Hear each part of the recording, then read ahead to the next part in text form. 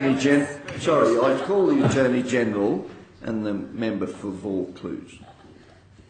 Mr Acting Speaker, Mr Deputy Speaker, may I thank the member for Strathfield for her indulgence of me. Turning to my private member statement, I do appreciate that. There should be more generosity in this chamber, and that is an example of it. Thank you. On Sunday the 6th of March, I was proud to host my annual Clean Up Australia Day site at Bondi Pavilion with my local community. This was my 5th year of cleaning up at the iconic Bondi Beach and Pavilion. Sydney has been blessed with a late summer this year, and as such it was a beautiful sunny day as we cleaned up the beach. Clean Up Australia Harbour was co-founded by, of course, solo yachtsman Ian Kiernan back in 1989, and of course Australian environmentalist, author and consultant Kim McKay, AO. Ian Kiernan had sailed the oceans of the world in his yacht, Spirit of Sydney, and was shocked to see the pollution and rubbish he encountered during his solo race, especially in Sydney Harbour. In the beginning, 40,000 Sydney-siders joined in the clean-up of the harbour, and then the following year, Clean Up Australia Day was founded with 300,000 volunteering on the day. These efforts inspired thousands of Australians to take part in the clean-up of their local beaches, communities, parks, bushlands and streets. And Clean Up Australia, a not-for-profit organisation, also aims to build relationships between the community, business and government in order to address issues of waste, water and climate change. It has grown to become Australia's largest community-based environmental event, held on the first Sunday in March every year.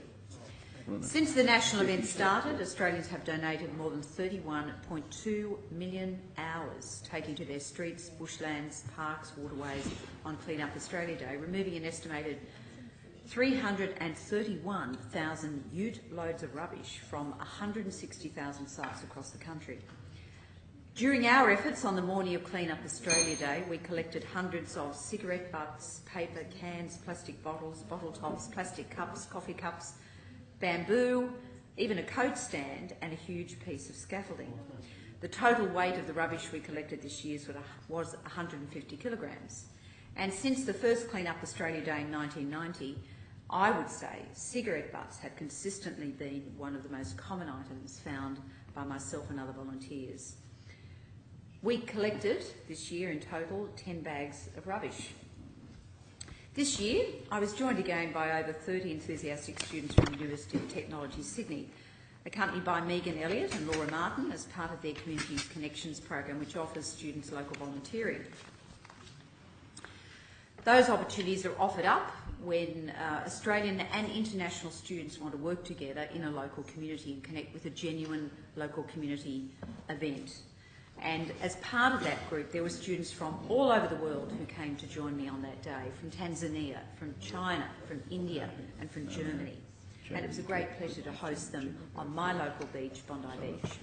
I wanted to thank the Bondi and District's Chamber of Commerce President Mary-Ann Cronin and all the local residents who joined me on that day.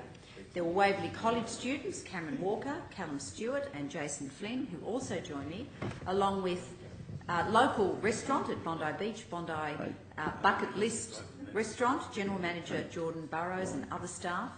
I wanted to extend my warm and heartfelt thanks and appreciation to Waverley Councillor Joy Clayton, who's joined me for those past 5 years of Clean Up Australia Day.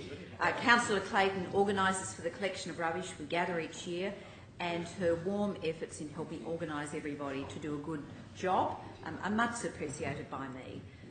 Mr Deputy Speaker, I commend my private member statement to the House and look forward to further efforts of cleaning up the iconic Bondi Beach and Pavilion next year on Clean Up Australia Day, and of course all those opportunities in between. On the matter